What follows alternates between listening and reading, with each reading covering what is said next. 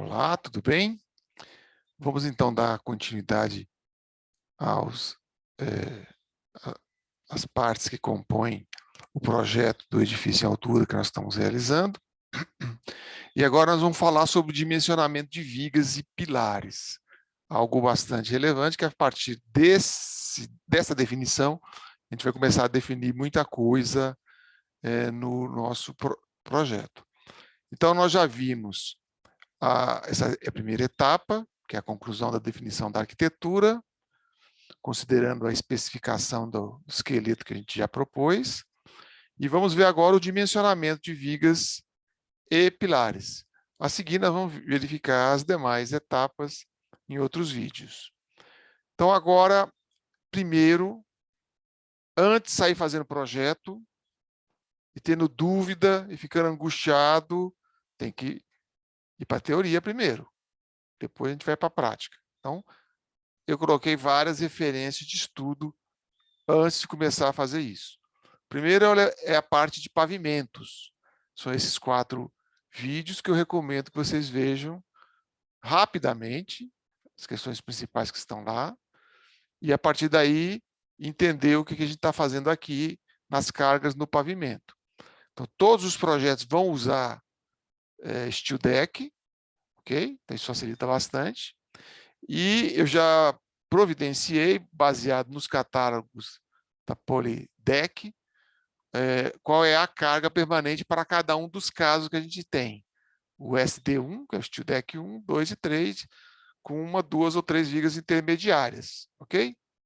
Então, isso já fica claro qual é a coluna que cada um tem que entrar ali em função disso. Então, uma viga intermediária, 2 ou 3 vigas intermediárias, você já tem a carga permanente devido ao Steel Deck naquele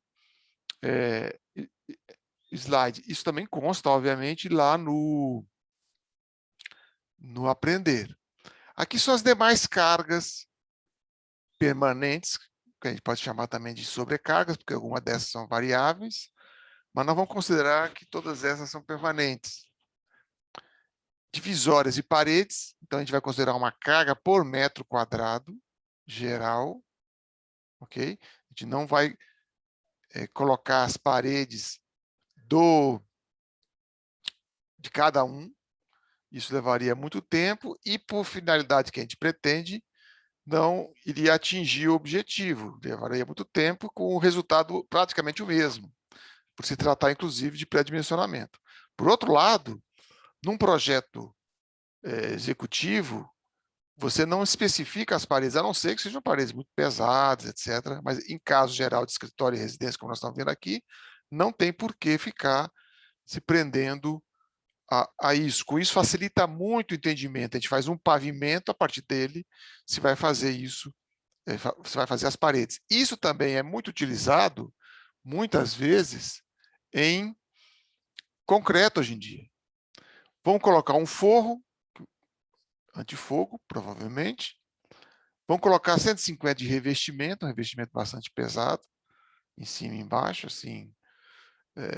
Isso compensa, talvez, se não tiver parede de alvenaria, o que eu preferia que não fosse.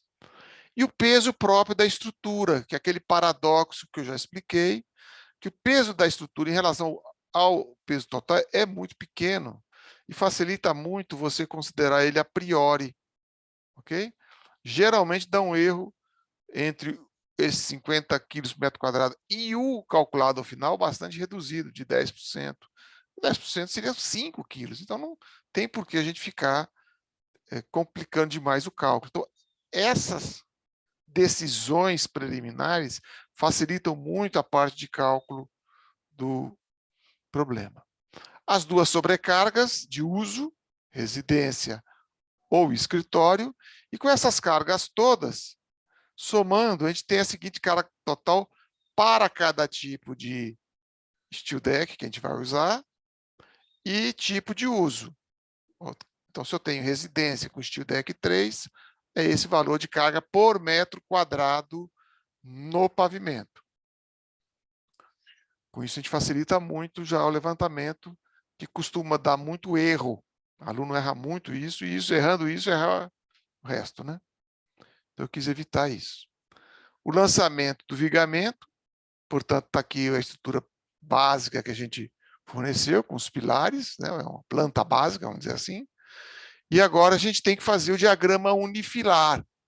Esse aqui é daquele prédio do AISC, né? Aqui é um detalhe, e aqui é um detalhe com mais um. E observem que não chega a tocar, isso indicando, tem até esse risquinho aqui para mostrar que aqui tem uma ligação, para mostrar que é assim, olha.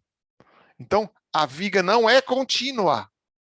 A gente vai utilizar esse modelo que facilita muito a montagem, não sobrecarrega as vigas principais com qualquer torção, evita-se essa torção também, e faz com que todas as vigas tenham o travamento superior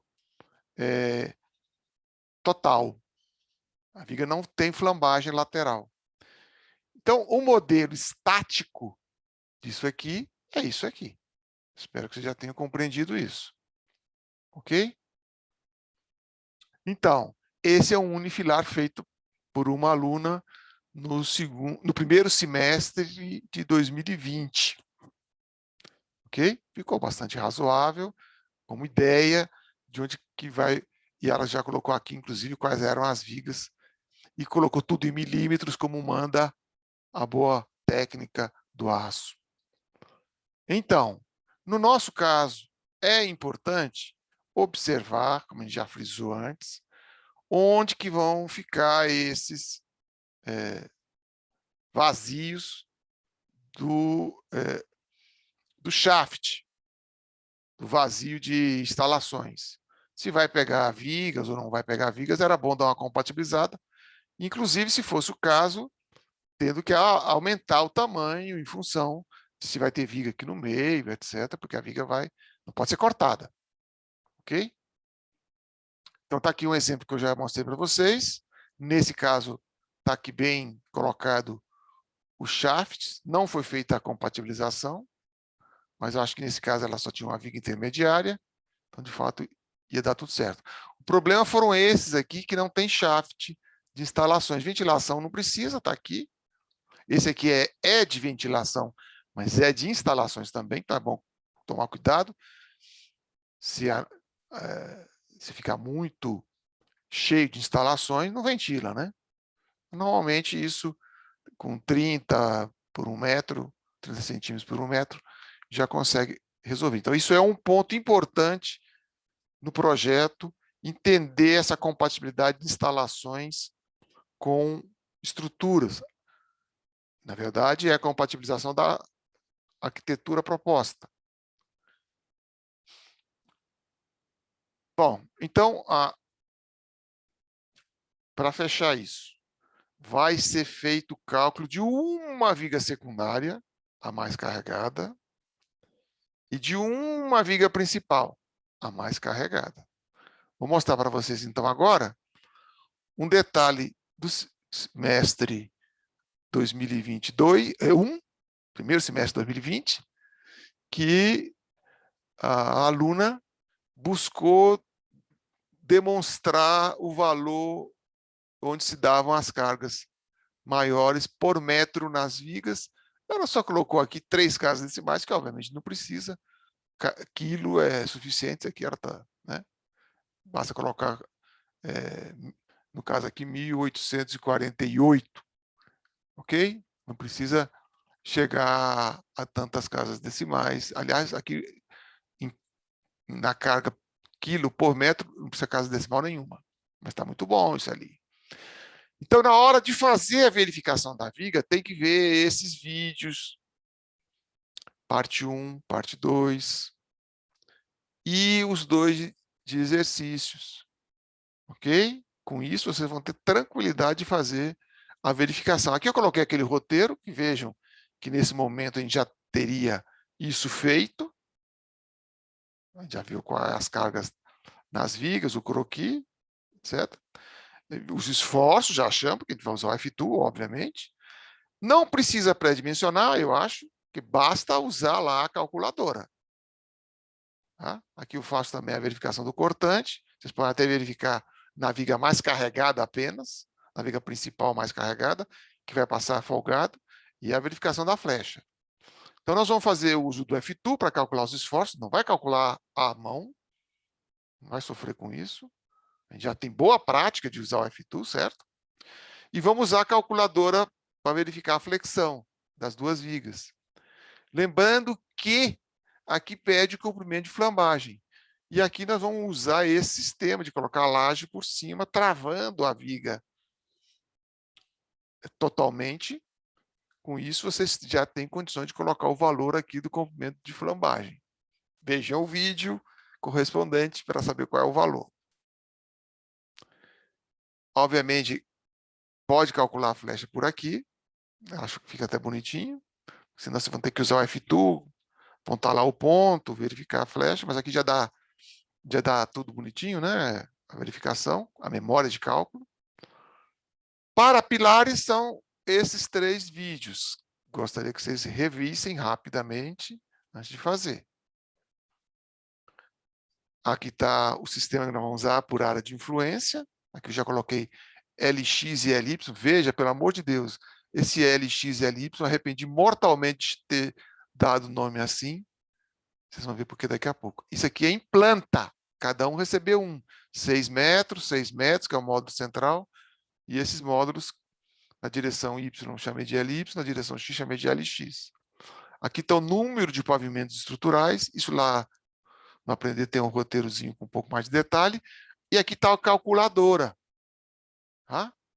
Vejam que aqui precisa colocar o comprimento de flambagem do pilar.